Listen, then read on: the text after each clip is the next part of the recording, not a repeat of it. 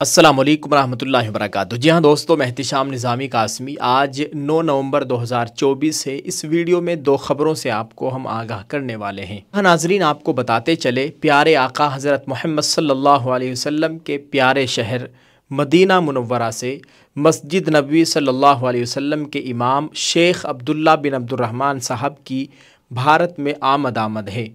आज मस्जिद नबी सल्लल्लाहु अलैहि वसल्लम के इमाम साहब ने जमियत अहले हदीस कॉन्फ्रेंस में रामलीला मैदान दिल्ली में खिताब फरमाया और उन्होंने इशा की नमाज दिल्ली की जामा मस्जिद में पढ़ाई। और आपको ये भी बताएं कि मरकज़ी दफ्तर जमियत उलमा हिंद में इमाम मस्जिद नबी शेख अब्दुल्ला बिन अब्दुर्रहमान की अमीरुल हिंद व सदरुल मुदर्रिसीन दारुल उलूम देवबंद व सदर जमियत उलमा हिंद हज़रत मौलाना सैयद अरशद मदनी साहब से भी मुलाकात हुई। मस्जिद नबी सल्लल्लाहु अलैहि वसल्लम के इमाम साहब इस वक्त भारत में मौजूद है।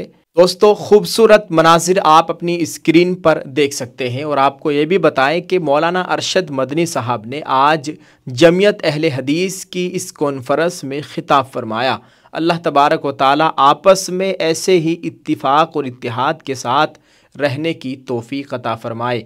जमियत अहले हदीस के जो सदर साहब हैं वो जमियत के प्रोग्राम में आए थे और जमियत अहले हदीस के प्रोग्राम में जमियत उलमा हिंद के सदर मौलाना अरशद मदनी साहब गए हैं और मौलाना अरशद मदनी साहब ने बाकायदा खिताब भी फरमाया। नाज़रीन, आप इस ताल्लुक़ से क्या कहना चाहेंगे कमेंट में ज़रूर लिखकर बताइएगा। दोस्तों, वहीं दूसरी जानिब औरंगाबाद महाराष्ट्र से एक अच्छी खबर सामने आ रही है। इस वक्त की ये बड़ी ब्रेकिंग न्यूज़ बताई जा रही है। आलमी शोहरत याफ्ता आलिम दीन मौलाना मुफ्ती सलमान अज़हरी साहब इंशाअल्लाह 16 नवंबर को औरंगाबाद तशरीफ़ ला रहे हैं और वो एक जलसे से खिताब फरमाएंगे। आपको बताएं कि असदुद्दीन ओवैसी साहब की पार्टी कुल हिंद मजलिस इत्तेहादुल मुस्लिमीन के औरंगाबाद से उम्मीदवार जनाब इम्तियाज़ जलील साहब के लिए वो लोगों से वोट डालने की अपील करेंगे, उनको कामयाब बनाने की लोगों से अपील करेंगे।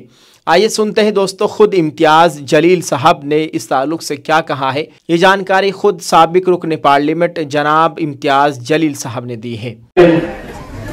एक बहुत अजीम शख्सियत अकबर साहब सब्र को आ रहे थे। मैं 16 की बात कर रहा हूँ। अल्हम्दुलिल्लाह मेरे लिए बड़ी खुशी और फख्र की बात है कि मुफ्ती सलमान अज़हरी साहब अल्हम्दुलिल्लाह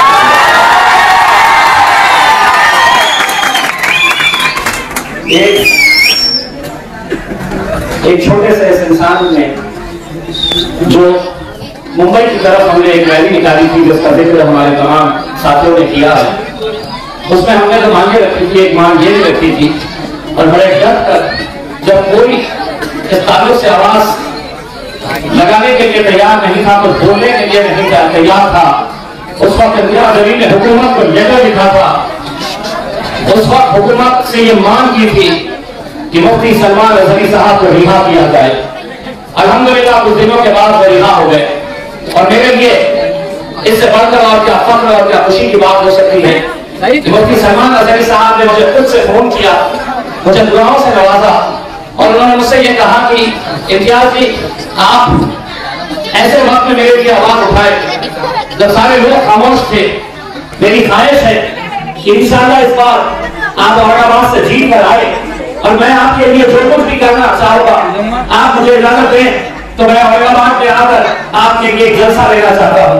अल्हम्दुलिल्लाह मुफ्ती सलमान अज़हरी साहब ने ये जब पेशकश की तो मुझे ऐसा लगा कि अल्हम्दुलिल्लाह अब कितनी भी आफतें आ जाए, कितनी भी रुकावटें आ जाए, जो सितम ढाना है ढालो, जो इल्जाम लगाना है लगाओ, जो बातें करना है कर लो। इंशाअल्लाह मुफ्ती सलमान अज़हरी साहब की मौजूदगी और उनकी दुआएं मुंबई के विधानसभा तक इम्तियाज़ जलील को पहुंचाने के लिए काफी है। 16 तारीख मुफ्ती सलमान अज़हरी साहब 17 तारीख के दिन बादशाह अकबर। जी हाँ दोस्तों, आपने इस वीडियो को देख लिया है। इम्तियाज़ जलील साहब की बातों को आपने सुन लिया है। आप इस ताल्लुक़ से क्या कहना चाहेंगे, कमेंट में ज़रूर लिखकर बताइएगा। क्या मुफ्ती सलमान अज़हरी साहब के आने से और इनके लिए वोट डालने की अपील करने से इम्तियाज़ जलील साहब कामयाब हो सकते हैं?